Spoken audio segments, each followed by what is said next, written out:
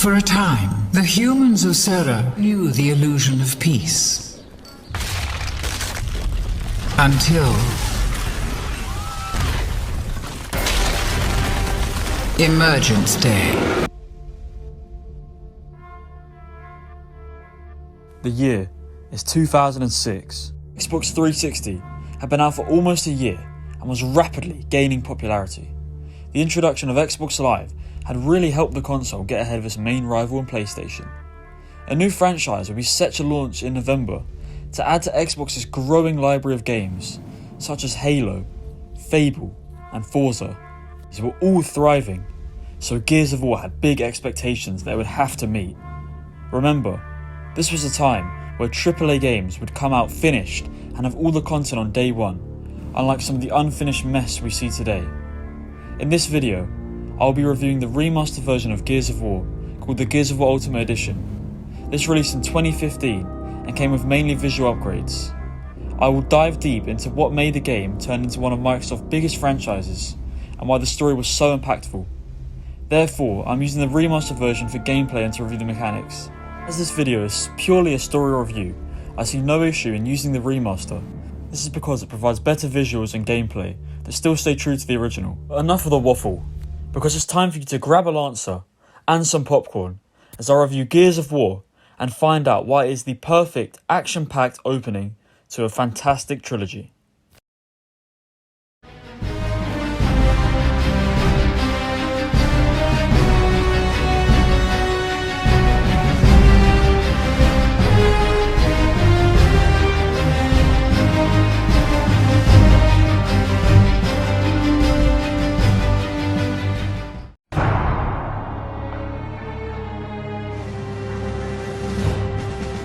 Firstly, we must look at the story and character development, as this is by far the strongest area of the game.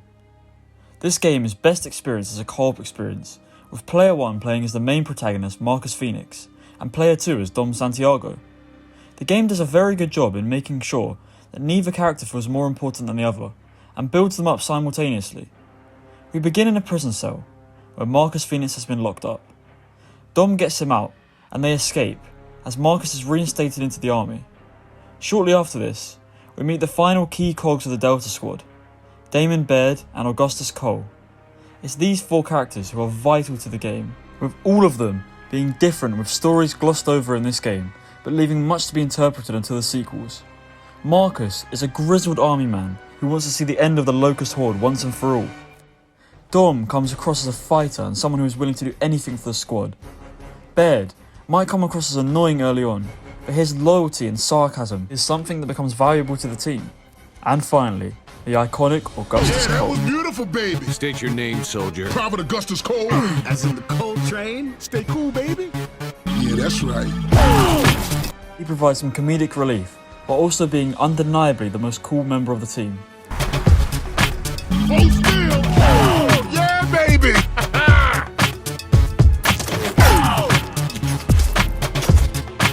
What's up, ladies? Yeah. Bring it on, sucker. This my kind of shit. Yeah. Bring it on, sucker. This my kind of shit. Just a little time out. Yeah, I'm back in the game. Who loves you, baby? Scratch. Damn. Stand up. Fall down. All of this is just the face value of the characters, however. Cole has much more to his backstory. He's once a famous athlete, and he must come to terms with there being no fame in an apocalypse. Or Dom, for example, as we come to find out in later iterations, is a troubled man, with many more issues to deal with than just Delta Squad. As we learnt from the introduction cutscene, the planet Serra is at war. Humans and the Locust Horde battle out for control of the planet. This is what Delta Squad are up against. The story picks up, and during some early battles with the Locust Horde, we learn of their power, with 2 squad members of the wider Delta Squad taken out.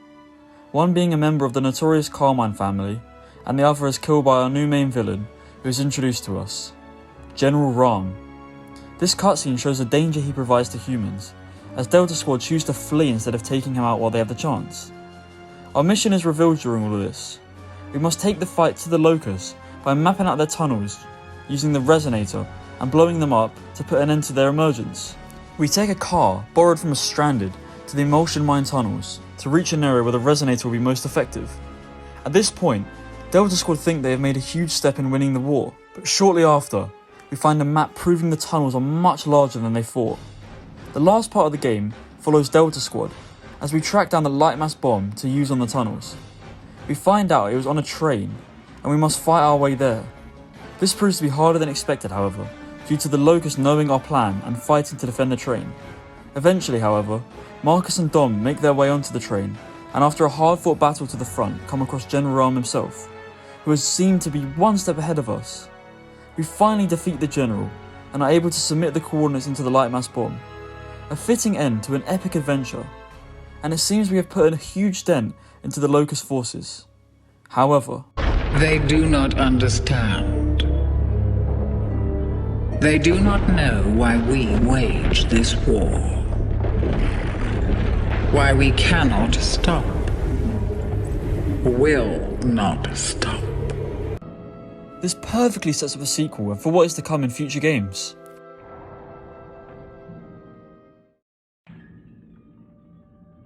Where do I even begin for my analysis for this story? I mean, I have never played a game that has got me this attached to characters so early on. I love each and every one of them. The main four are all different, as I mentioned, and have their own reasons to fight, and we see early signs of that in this game. The villain, General Rahm, is mysterious and clearly more powerful than us. Whilst he doesn't show up often, when he does, he has a menacing presence and has no mercy for the cog soldiers. Jack, the friendly robot companion, is always by our side to help. Anya is always there for the team on comms and is the guiding light through the game. And finally, Queen Mirror is pulling the strings in the background, reminiscent of someone like Emperor Palpatine from Star Wars. She hides behind her army and master plan, and there is a sense of fear every time she speaks. Every word she says feels powerful, and as the credits roll, there is an overwhelming feeling that the humans are just doomed to fail here. Obviously, looking back retrospectively, this game sparked what I call the Marcus Phoenix trilogy, with Gears 2 and 3 following it. Out of the three, I would personally say this has the weakest story, but that is by no means saying it is poor, because actually I think it's perfect for what it is. To me, it's an extended prologue to the other games, introducing the main characters, introducing the villain who controls everything from the background, and introducing a world which we'll fight over in the next games. It does this to perfection, as every aspect that it introduces instantly resonates with me, and gave me a reason to stay invested for the next games. It's the perfect first game in the trilogy, and should not be skipped over if you want the connection to the characters going into the other Gears games.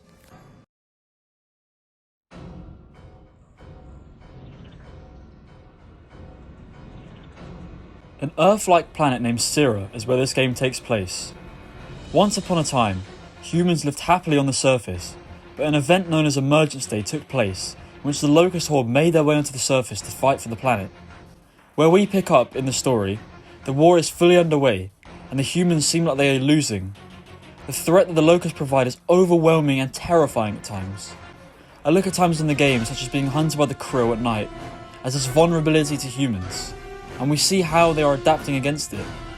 Every combat section is filled with this threat of not fully understanding the enemy. This curiosity for the world is what makes it intriguing to me, and I loved exploring it. The acts of the game might be linear, with some additional paths to look for collectibles, but each provides a memorable set piece. From fighting through the dark ruined city, to the bright emotion-lit tunnels of the Locust, the mansion of Adam Phoenix, or even the final battle across a moving train. Each act has something that sticks out to me. It's not like other games where some areas feel like a blur and it's hard to recall which section of the game I'm at. No, because in Gears of War, I know if I'm in the city walls, I'm early in the game. I know if I'm fighting for the Locust in their home, I know for certain I'm in the middle of the game. And I know for a fact that in the final train sequence, I am at the end of the game. The remaster excels in giving these places even more character and atmosphere. My favourite set piece is probably the Emulsion tunnels. They are dark with little light other than the glowing emulsion pools that surround you. That feeling of walking into the home of the Locust is certainly one that puts you on edge. This ravaged world is a prime place for such a war to happen on, and in all the destruction, to me, there is still beauty.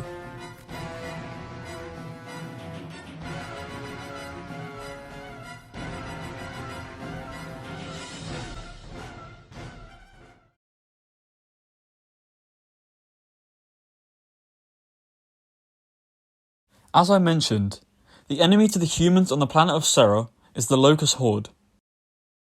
A game to me needs a compelling enemy to take down, who have a clear threat to the player. I always think back to Halo as the perfect example. Their enemies were designed to adapt to what the player is doing. And to me, Gears of War is no different. The regular Locust soldiers use the same tactics as the player, using cover to their advantage, with their power coming in their numbers.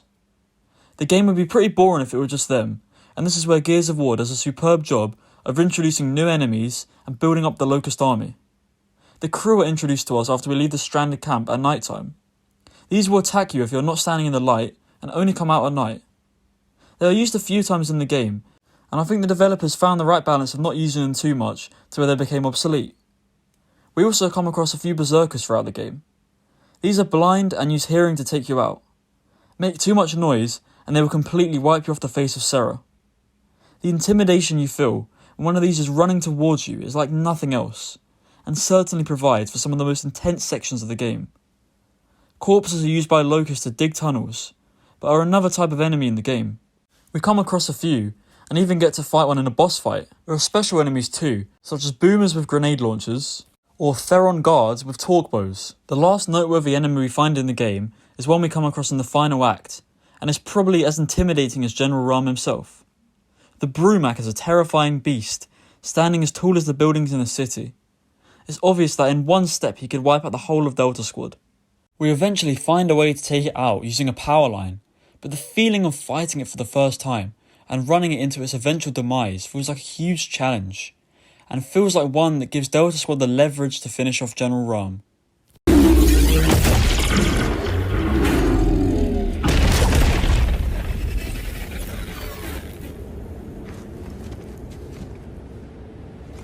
And I thought the food in prison smelled bad.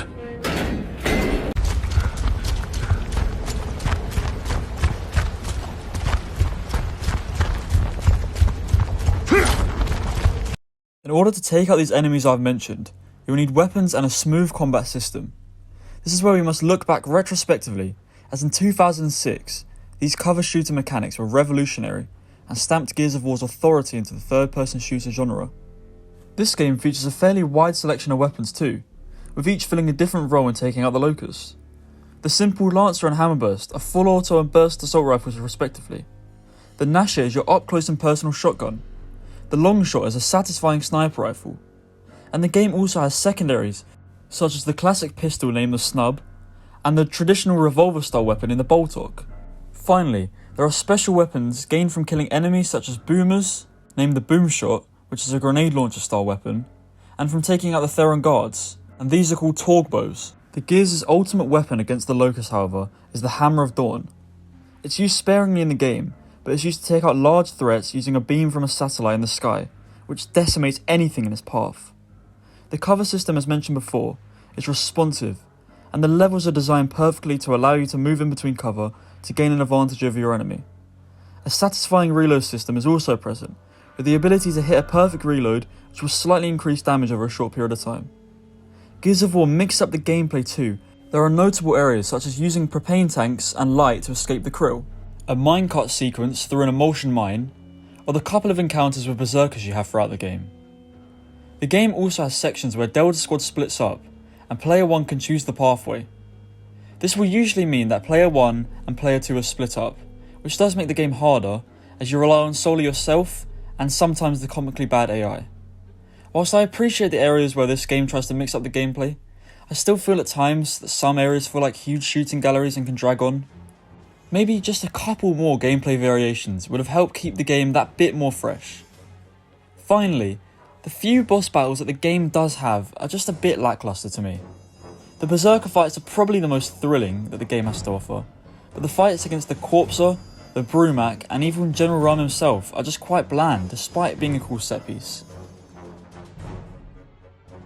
General Ram is probably the most disappointing. After fighting through an epic train sequence, once you get to him, really cool cutscene that builds him up. The fight itself, he's basically just one big bullet sponge, and he doesn't take that much to go down. Even last year, I played it on insane difficulty with my mate, and we still were able to take him out really easily. He also has no real mechanics that set him apart from the rest of the bosses, or regular enemies in the game. One last thing I'll mention about my gripes with the game is that when we did play on insane difficulty last year, we did have some areas of the game which just felt too hard in difficulty. Yes, you might be saying that we just need to get good, but seriously, this driving sequence here took us ages. The krill just are so powerful in insane difficulty. This took us a serious amount of time to complete in the end. Those are probably the only gripes I have with the game though, and I can still ignore them in a playthrough, mainly due to the rest of the game being so good, and the story is just incredible and I cannot look past that. One more thing I will mention is that every time me and my friend play this game, we encounter so many glitches. Whilst this may be a flaw to some people, it's something that gives us a laugh. This one here, for example, we found this rock that you can glitch through, and this hasn't been patched in almost 8 years. When we first played a few years ago, we spent ages messing around with it. When we came back, so I could record footage for this video, we did not expect it to still be here, or remember where it was. But as soon as we walked into this area, we spotted that rock, and it's the first thing we tried.